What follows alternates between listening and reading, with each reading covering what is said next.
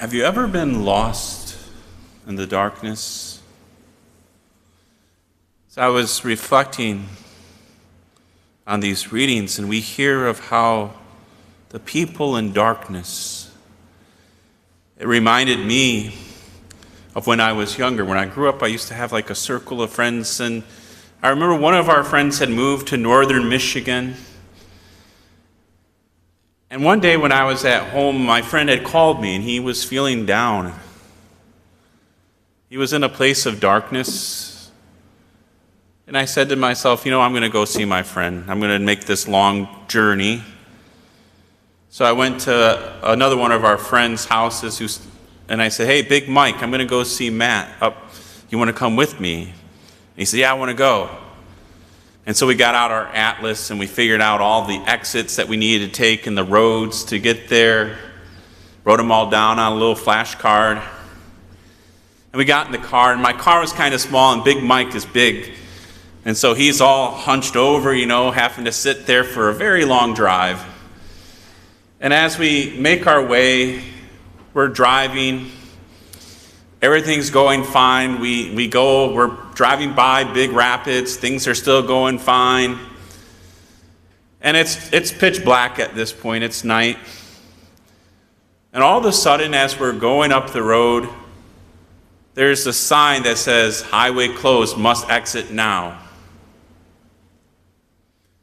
That wasn't part of our plan. We didn't have GPS. We had our flashcard.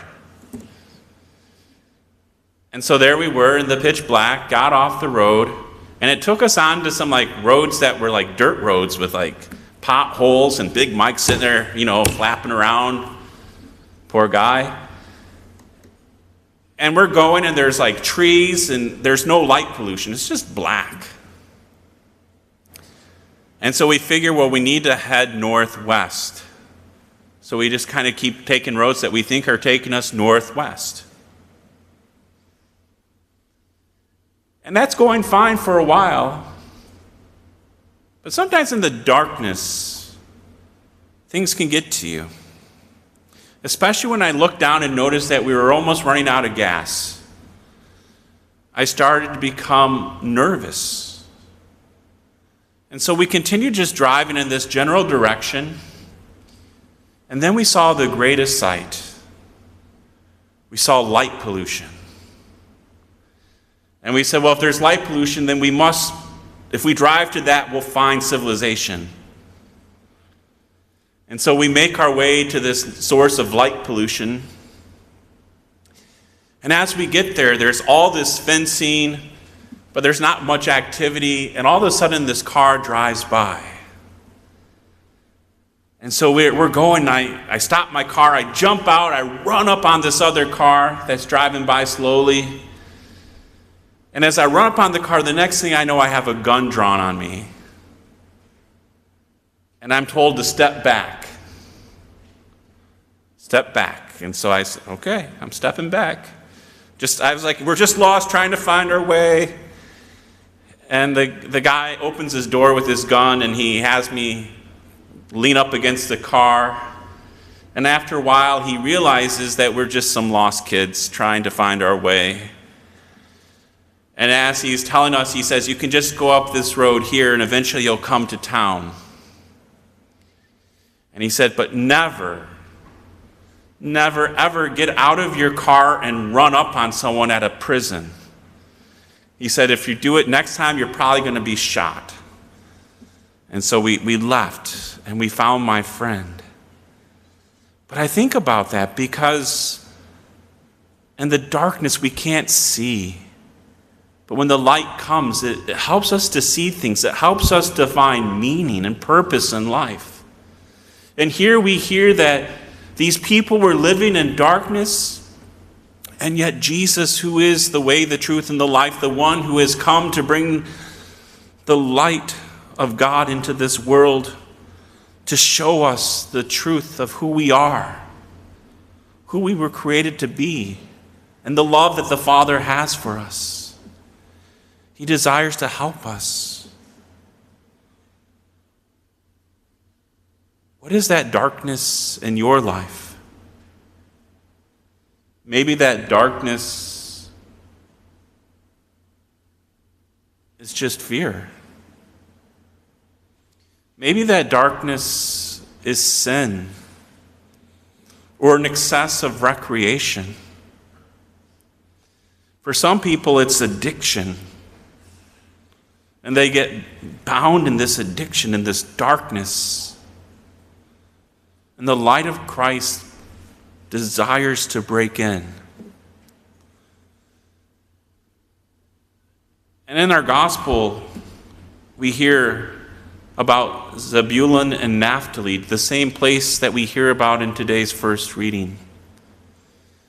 Why is it significant that Jesus goes to that place? Why did he go to Zebulun and Naphtali? I think there's a few reasons. One is John the Baptist. He's been arrested. And so they know that there's tension in the southern kingdom. And so they go to the northern kingdom. And as they go to the northern kingdom, they go to this place, which one reason they might go to this place is if you're a realtor, location. It's on the trade route.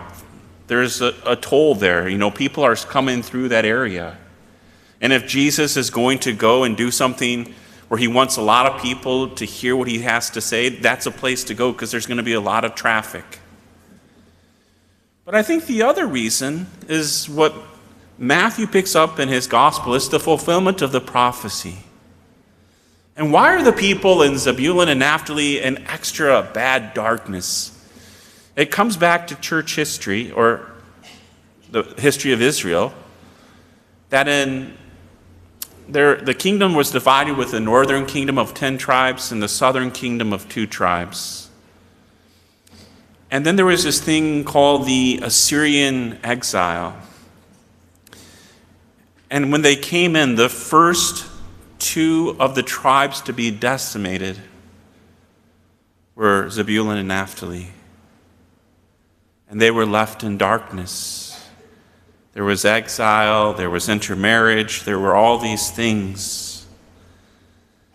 And so where the kingdom first crumbled, Jesus, as he goes to restore the kingdom of God, the first thing he does is goes to where the first despair was felt, and he brings the light into that place.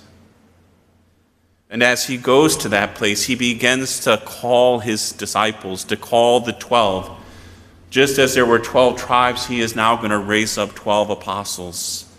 And it's showing that he's bringing about the kingdom of God. And he is bringing this healing and restoration to those people. And so we see in this that Jesus desires to give us that same healing, that same light. He desires to be a light to our path. And once we find this light, we find this meaning and purpose in our lives, that then we too go out and become a light for others who are living in despair, who are living in darkness.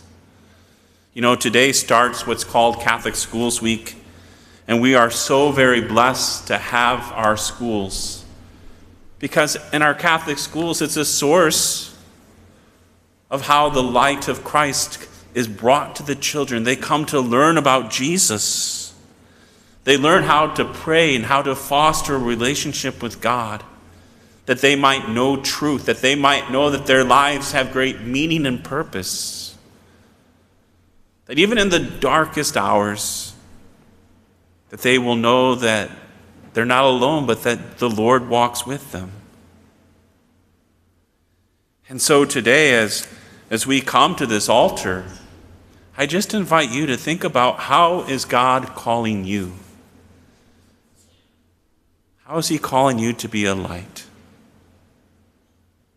And also, I just invite you to think about your own brokenness.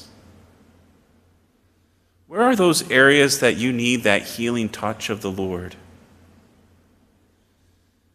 I remember when I was on my 30-day silent retreat, one of the things I really struggled with in my vocational discernment was I always thought that I was unworthy because I was a pretty big sinner.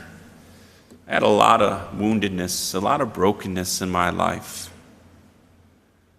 And I remember during my 30-day silent retreat, I had a Jesuit for my spiritual director, and when we got to the part of the resurrection accounts, one of the things that he highlighted for me was that Jesus, when he came to the disciples in the resurrection, he still had the nail marks and the wounds. He still had the hole in his side. And it was through that woundedness, through that brokenness, that Thomas was brought to great faith. And just as Jesus maintained his wounds from the cross, so too in our woundedness, the light of Christ can shine through those. And they can be a source of hope and strength for people who are struggling, who are living in darkness, to know that there is a way forward, that there is a way out of this place, that Jesus has conquered sin and death. And so today, as we come to this altar, let us ask the Lord for the grace that we might truly, having been enlightened by Christ, be his light in our world.